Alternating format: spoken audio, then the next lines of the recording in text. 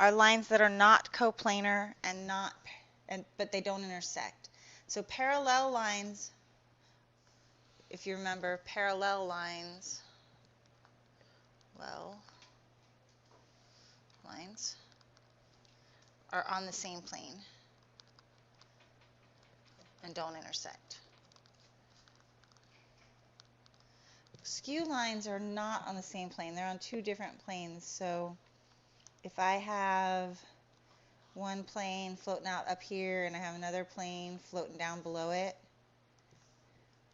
this line could be going in this direction. This line could be going in this direction. They're not parallel, but they don't intersect. Remember that? I have a question. If it's like Okay, parallel planes are planes that do not intersect, so those are going to be like the planes I just drew. They're just floating off in space and they never intersect. A transversal is a line that intersects two coplanar lines in two different points. So I have one line that comes, really want the cricket. Okay, I have a line that comes through like that. I have a line that's coming over here like this. They're on the same plane. The transversal will be the line that intersects them.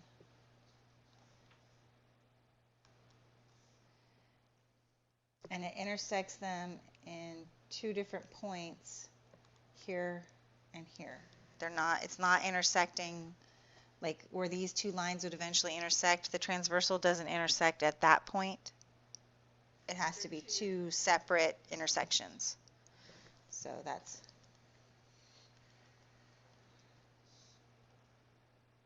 and this, the blue line, is the transversal. So you'll know the transversal because each of these is only intersecting once, but this one is intersecting twice. Okay, or if there's three lines, the transversal will intersect all three, or all four, or etc.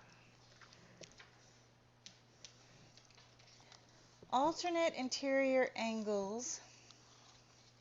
We have two lines that are intersecting each other, and we have a transversal.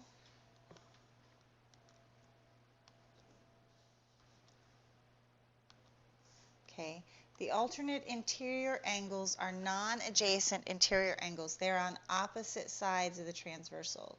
So this is a set of alternate interior angles.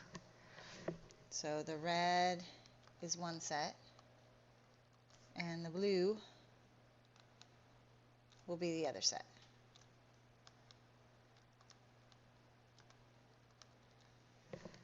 And alternate because they're on opposite sides.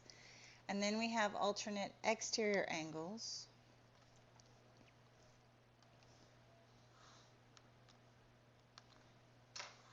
I'm going to have two lines and they are intersected by a transversal. These are all very similar to the alternate interior, except instead of being inside the two lines, they're on the outside of the two lines. So the green pair is one set, and the yellow pair will be the other set.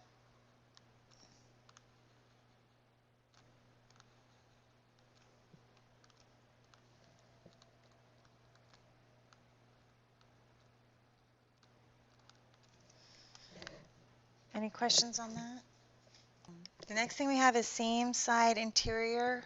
These are also known as consecutive interior. That's where we have our two lines and our transversal. And these are the angles on the same side of the transversal. So you have the red is one set, and the blue would be a second set.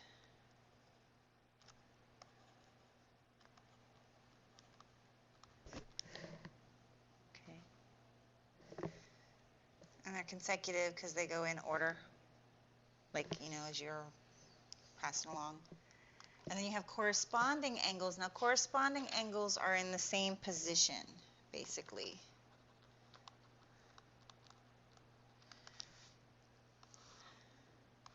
you guys know that game Foursquare? Okay. If you think of where the two lines intersect and the transversal intersects, if you look at that, it kind of makes like a Foursquare spot where you play Foursquare. Corresponding angles are in the same position between the four squares. So red here corresponds to red here. They're in the same corner. And blue here corresponds to blue here. They're in the same corner. Green to green.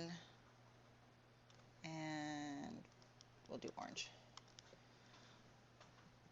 Orange to orange. So if you look at these four angles and these four angles, the corresponding angles will be in the same spot as each other. Okay, we're going to start with the top of the box. Now, if we look at FE, that's this line right here, we're going to find all of the lines that are not parallel but don't intersect. Okay. The lines that don't intersect, these lines are out of the question, obviously, because they intersect. These lines are out of the question because they intersect, so I'm going to cross those off. Oops, I'm going to do it in red. I'm going to cross out all the intersecting lines in red. Intersects, intersects, intersects, intersects. Okay. Now, DA is in the same plane as FE. So it's parallel because they're on the same plane and they don't intersect. So DA cannot be a skew line. GH is also in the same plane as FE on the back of the box. So it can't be a skew line. Every line I have left is non-intersecting and not in the same plane. That makes them skew. So I have BH, GC, CB, DC, and AB. So those are the lines, the 5 lines that are going to be skew to FE. So I'm going to write those down over here. So to FE I have GC, HB, CB, DC, and AB. Now you'll notice they are completely on the opposite side of the box. So far okay? So then I'm going to get rid of all that. And the next line we're going to look at is FD. So that's this line. And I'm going to put X's through all of the intersecting lines. Intersects, intersects, intersects, intersects. Okay. And then parallel is on the top of the box and down the front of the box. So those can't be skew. And then whatever's left are our skew lines. So I have this line, this line, this line, this line, and this line. Those are lines that don't intersect and are not parallel.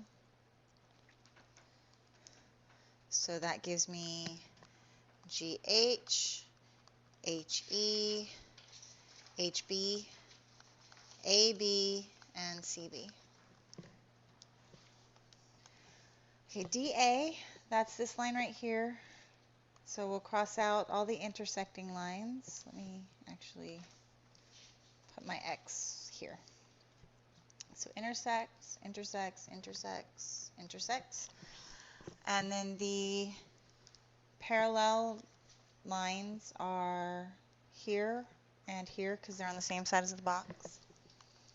So that leaves us with these 2 lines over here and then there. So we have FG, GC, HB, GH, and EH. And then finally, for the top of the box, we are doing EA. That's this back line here. So we have the 4 lines that intersect, and we have a parallel line here and a parallel line there down the back of the box. And that leaves me with these lines which do not intersect and are not parallel. So FG, GH, GC, CB, and CD. And so I did all of the skew lines to the top of the box. You'd have to repeat. So we had these 4 lines. You would need to do these 4 lines and then the 4 lines going up and down to get all of the skew pairs. And unfortunately, there's not a symbol that we've identified all the skew lines. We're going to identify all the parallel lines. There's less of these. So if I want to do, again, just the top of the box, FE,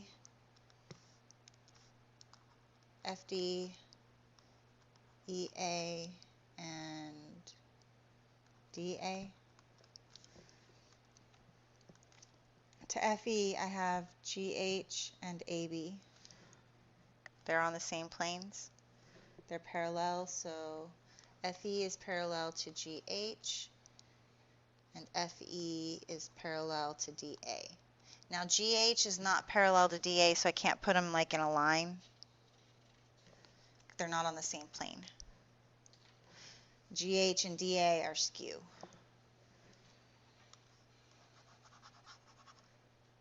Okay.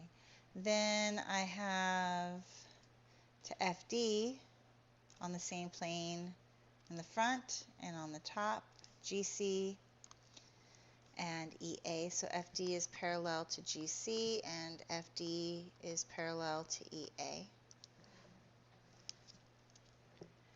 And then if I go with EA next,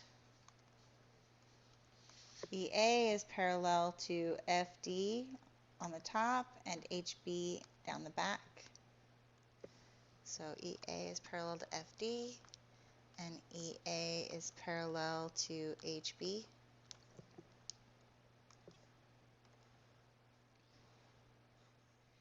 And I actually have listed this twice now. So I don't have to list them both twice because they're the same thing. So I can take one of them out. And then DA is parallel to CB and FE. And if I look at that, I already have FE and DA. So I can just do DA is parallel to CB. And this is, we've done all the parallel lines to the top. Remember, planes that don't touch are parallel, so the top and bottom of the box are parallel planes. So FDEA is parallel to GCBH. And then the front of the box is parallel to the back of the box. So FGCD is parallel to EHBA. And then this side of the box over here is parallel to this side of the box right there. So FEHG is parallel to DABC. So when you're looking at the box, if you put your hands on it like that, where your hands are the parallel planes. You know, there and there.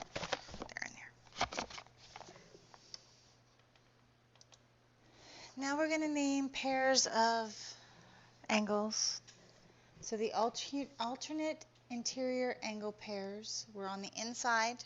Here's our 2 lines. Here's our transversal. I'll highlight the transversal. So our alternate interior angles are 2 and 8 and 3 and 5.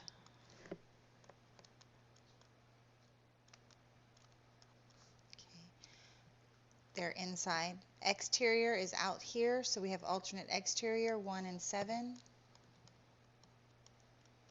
and 4 and 6.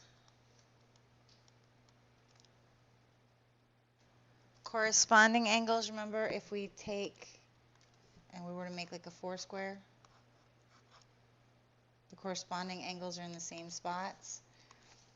So it'd be 1, 2, 3. 1 is in the same position as 5. So angle 1 and yeah, so angle 1 and angle 5 are corresponding, and then it would be 2 and 6. I get it. Yeah, 4 and 8, and 3 and 7. Okay, and then same side interior, or inside and on the same side, so angle 2 and angle 5, and angle 3 and angle 8. This is the kind of question you'll have. Name 2 pairs of alternate interior angles. Well, there's one pair, so angle 3 and angle 5 is one pair. Here's the other pair, angle 4 and angle 6. And remember, postulates are accepted as true without proof. Okay, and that is that if 2 parallel lines, okay, so how do you know if lines are parallel or not? Yes. They will have this on them. If you have 2 arrows, like triangle arrows, pointing the same direction on 2 lines, that indicates that they are parallel.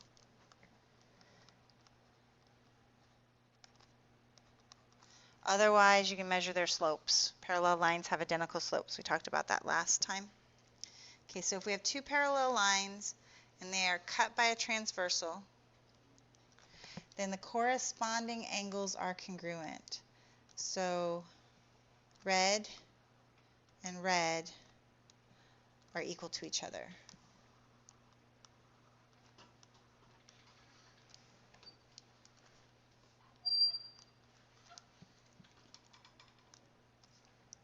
Blue is equal to blue.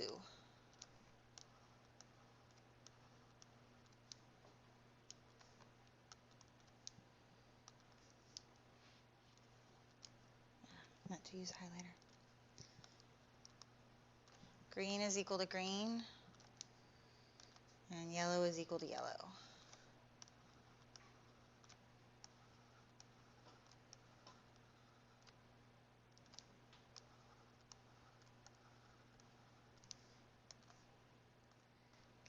Why do we accept this as true? Because we know that parallel lines have the same slope, and this line has the same slope as itself, so that will make this angle the same as this angle because the slopes are going to be the same in the same spots.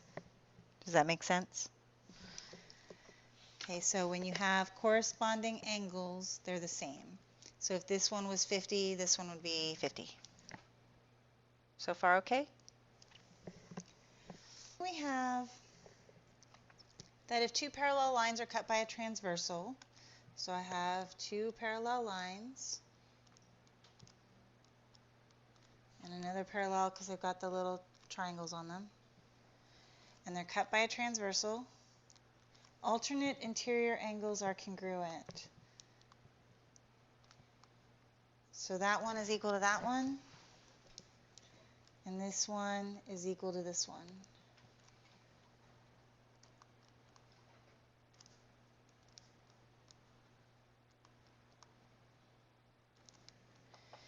This comes from that postulate we just did because this angle is the same as this angle, and these two would add up to 180, and we get this whole thing. So I'll go through it in a second, but they come from the postulate.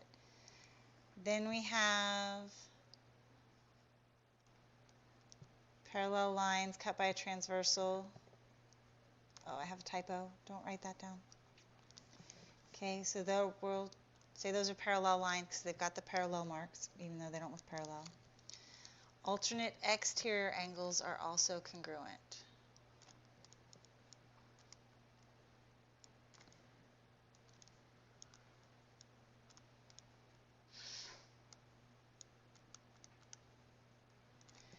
And then we have if 2 parallel lines are cut by a transversal, then same side interior angles are supplementary. So they add up to 180 degrees. So I have my parallel lines.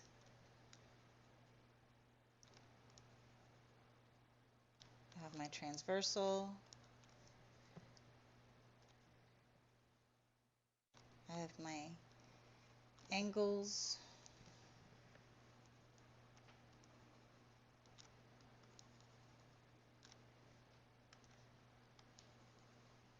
And the same side interior ones are going to add up to 180 degrees. Now you'll notice that these are alternate interior, so they're the same. These two are the same as each other, these two are the same as each other, and this plus this equals 180, and this plus this equals 180.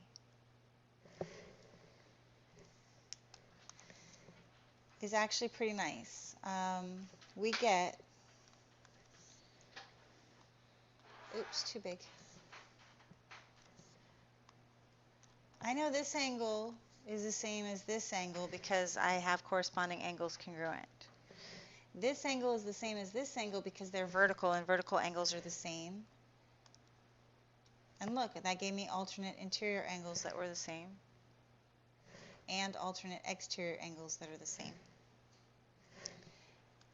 And then this angle and this angle are the same because of corresponding, which makes those the same because of verticals, which gives me the alternate interior angles that are the same, and the alternate exterior angles that are the same. So when you have two parallel lines, which these are parallel, they've got, I needed to mark them, but when you have two parallel lines cut by a transversal, you only get two angles. You get 8 of them, but there's only 2 angle measures. And in each instance, red will equal red, blue will equal blue, and red plus blue will equal 180. So I can take any red and add it to any blue, and it will be 180. And it will be equal to any of these other reds. And if you look, it kind of makes a checkerboard pattern. So it's, if you mark the checkerboard right away, then you know any of the same color are equal to each other. Any of opposite colors will add up to 180. So here we have M and N are parallel. Angle 1 is 100 degrees. Because I know angle 1 is 100 degrees, I also know, because I'll mark my checkerboard,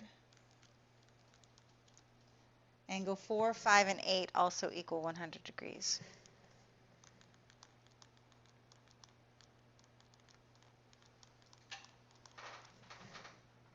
Okay. Now I want to find the other angles. Well, if I mark those, 2, 3, 6, and 7, I know that angle 1 is red and 3 is blue, so they're going to add up to 180.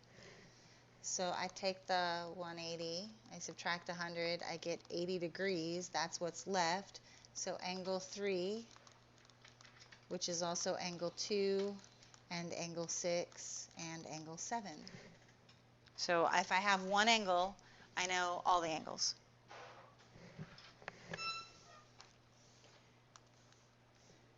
You can use any colors you like. I feel like green this time. So I go in and I mark all my angles. Angle 1 is 115. Angle 4 is 3x minus 5. They're both green. Green equals green. That means 3x minus 5 is going to equal 115. So then I'll solve for x by adding 5 to both sides. And I will get that 3x is equal to 120. And then I will divide 3. And I will have that x is equal to 40 degrees. Okay, so I'm going to do A, and I'm going to do C, and then you guys are going to do B and D. Okay, so first thing I always do is I like to go in and mark my angles. This time I'm going to use green and yellow because it's pretty and festive. Okay, angle 1 is 75, angle 8. 1 is green, 8 is yellow. So I have to subtract it from 180. So angle 8 is 105.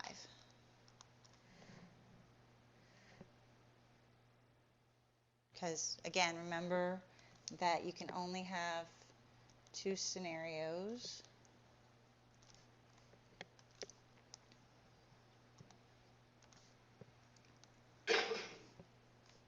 And those are that the colors equal each other or they add up to 180.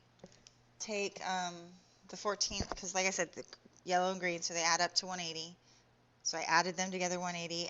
2x plus 82. Subtract 82 from both sides and you get 98. And then divide by 2. And x is 49. Okay. If they're the same color, you would set them equal to each other and solve it. So you guys do B and D real quick.